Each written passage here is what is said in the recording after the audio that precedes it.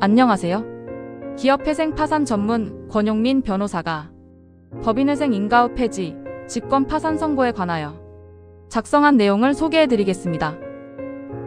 법인회생에서 회생계획이 인가된 뒤에 계획 수행이 어려워질 수 있는데, 이때 법원이 어떤 요건과 절차로 회생 절차를 폐지하고 직권으로 파산 선고까지 하는지 정리합니다.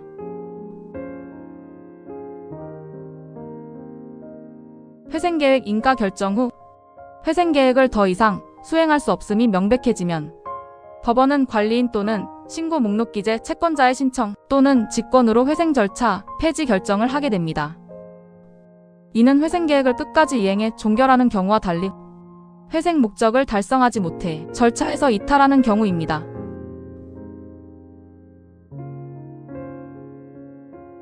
법적 근거는 채무자회생법 제288조와 제6조입니다. 제288조가 인가 후 폐지 요건과 절차를 정하고, 제6조 제1항은 폐지 결정이 확정된 뒤 파산원인이 인정되면 법원이 직권으로 파산을 선고하도록 규정합니다. 인가 후 폐지가 확정되면 관리인의 권한은 소멸하고 채무자의 업무 수행과 재산 처분 권한은 원칙적으로 채무자에게 돌아갑니다. 다만 폐지는 회생계획의 수행과 법률상 이미 발생한 효력에 영향을 미치지 않으므로 관리인이 체결한 계약과 회생계획에 따른 면책, 권리 변경의 효력은 그대로 유지됩니다.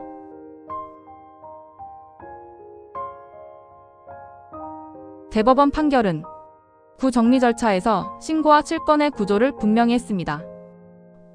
회생계획에 인가가 있으면 미신고 채권은 실권되며 이후 절차가 폐지되더라도 부활하지 않는다고 보았습니다.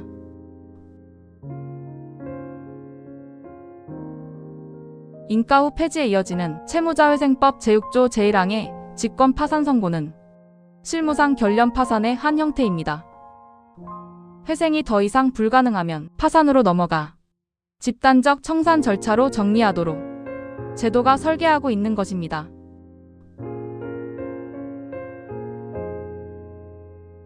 그런데 제6조 제1항의 직권 파산은 별도의 파산 신청 없이 파산 절차로 이행되기 때문에 파산 규정 중에서 상계금지나 부인권처럼 지급정지 또는 파산 신청을 기준으로 작동하는 규정의 기준 시점을 정할 필요가 있습니다. 그래서 법 제6조 제4항은 회생 절차 개시 신청 또는 법인 이사의 사기 파산 행위가 있었던 때를 지급정지 또는 파산 신청으로 의제합니다.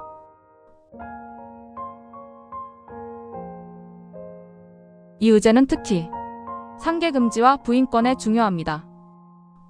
대법원 판결은 제6조 제1항의 직권 파산에 따라 파산 절차로 이행된 경우 선행 지급정지나 파산 신청 등이 없다면 회생 개시 신청을 지급정지 또는 파산 신청으로 보아 상계금지 범위를 정하는 기준으로 삼는다고 판시했습니다. 다음은 채권 조사 확정입니다. 인가 후 직권 파산으로 넘어가면 파산 절차에서 파산 채권의 존부와 범위를 파산 선고 당시를 기준으로 새로 판단합니다. 따라서 회생 절차에서 확정된 채권이라도 회생계획에 따른 권리 변경과 파산 선고 시까지의 변제를 반영해 파산 절차에서 다시 신고 조사 이에 확정을 거치게 됩니다. 권리 변경의 의미도 판례가 분명히 합니다. 대법원 판결은 회생계획 인가로 권리가 실체적으로 변경된다고 보았고, 또 다른 대법원 판결은 직권 파산에서 파산채권, 별채권의 범위를 정할 때 회생에서 확정된 뒤 인가로 변경된 내용과 변제 경과까지 모두 반영해야 한다고 판시했습니다. 직권 파산 절차에서 채권을 다시 확정할 때 회생 절차의 공익채권은 재단채권으로 전환되어 처리됩니다. 다만 공익채권과 재단채권은 범위, 순위, 체계가 다를 수 있어 결련 파산에서는 우선순위가 달라질 가능성도 함께 점검해야 합니다. 회생채권은 원칙적으로 파산채권으로 편입되지만 기준은 회생 당시 채권액이 아니라 회생계획 인가로 변경된 채권액입니다. 또한 조세채권과 벌금 등 채권은 파산 절차에서의 지위나 순위가 달라질 수 있으므로 채권 조사 단계에서 분류를 다시 확인해야 합니다.